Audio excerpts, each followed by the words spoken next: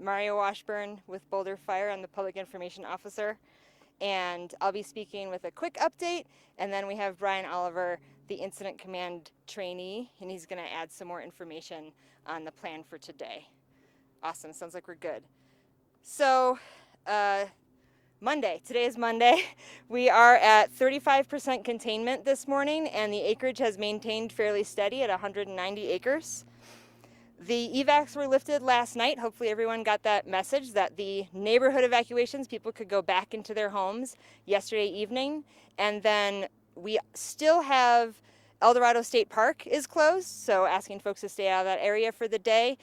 And the hiking trails in the area are also closed. And regarding the hiking around this area, we know that folks in the city of Boulder really like to get outside and like to go on these hikes.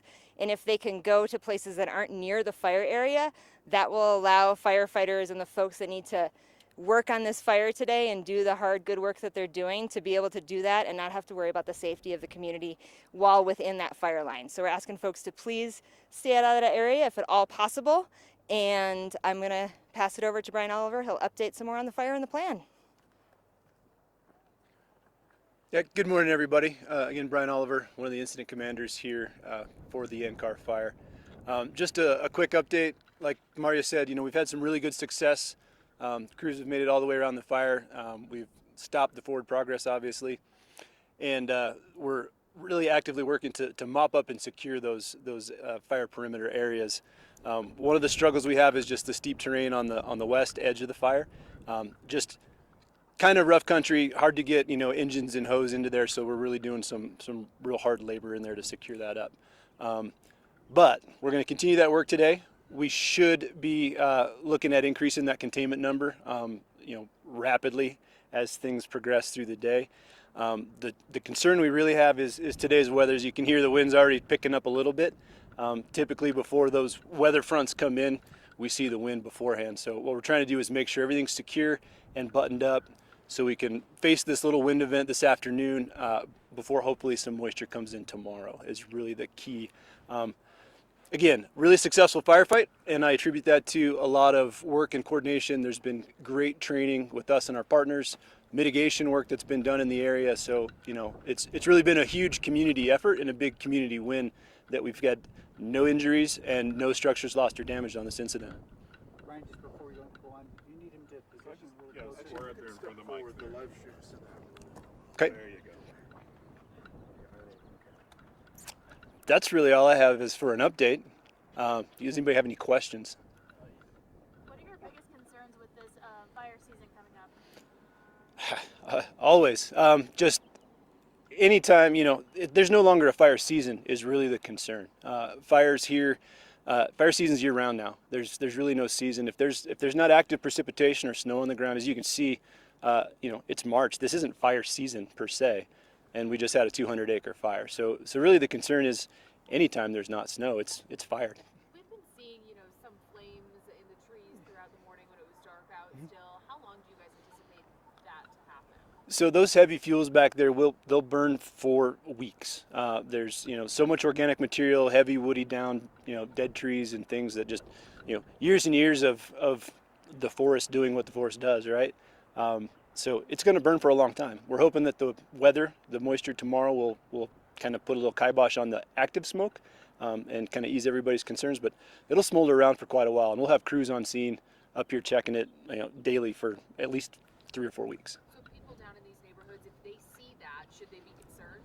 They shouldn't be. If they see something that's truly out of the ordinary, wispy smoke, not a big deal. They see a couple of glows in the night, not a problem. They see open flame or active fire, or any place they see, fire that they didn't see yesterday, that would absolutely be a place to call 911 and check. Well, with that in mind, what type of things do you guys do? Because the wind is picking up. So what strategies do you do fighting these fires to make sure that they don't spread? So like I said, right now we've stopped that forward spread, and now we're working farther interior to keep any kind of ember generation, right? The stuff that's still burning inside the fire gets picked up in the wind and blown towards those containment lines. So what we're doing is we're working farther and farther interior from those the fire's edge to secure that and keep any of those embers from blowing outside of the fire area.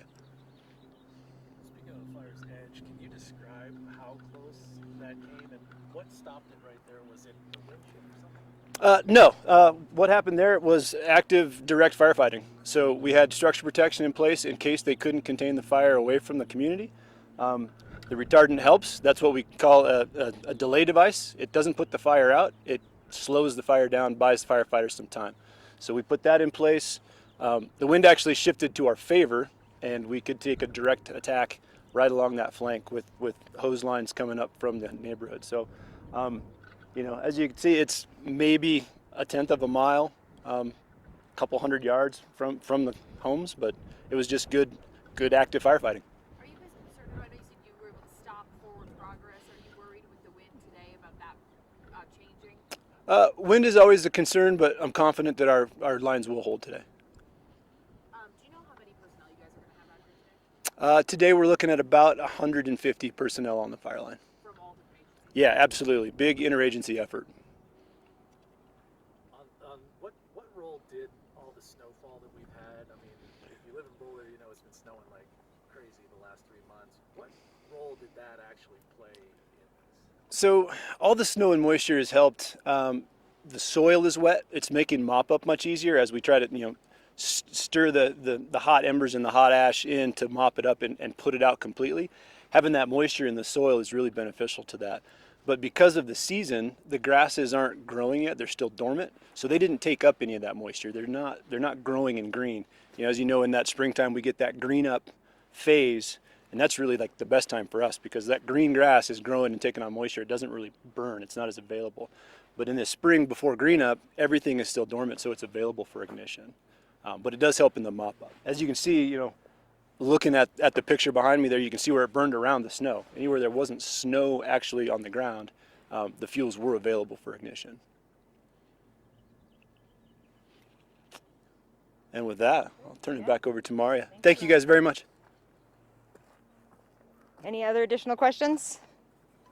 The acreage is the same. It has held, the estimate that we're putting out right now is 190, so it seems like it's changing by an acre or so, yes.